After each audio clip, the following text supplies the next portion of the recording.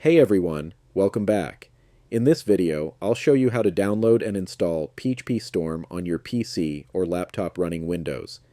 This works on Windows 10 and Windows 11, and it's perfect if you're doing PHP, Laravel, WordPress, or full-stack web development. Let's get started.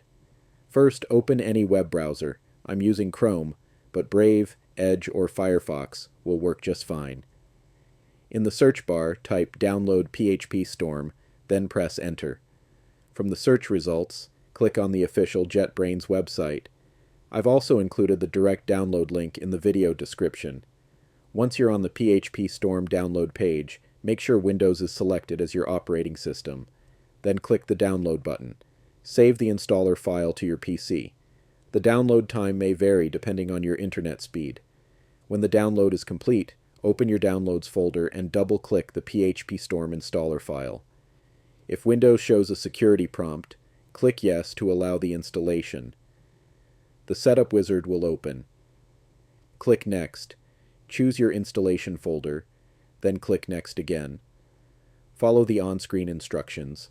Select your preferred installation options, and click Next. Finally, click Install.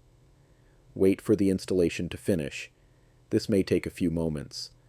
When it's done, click Finish to close the installer. Now open the Start menu, search for PhpStorm, and launch it.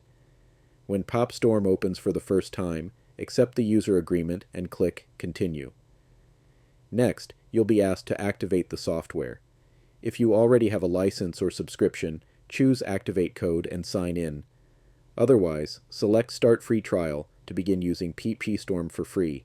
And that's it. PhpStorm is now successfully installed on your Windows PC or laptop, and you're ready to start coding. If this video helped you, don't forget to like, subscribe, and turn on notifications for more simple, step-by-step tech tutorials. Thanks for watching, and I'll see you in the next one.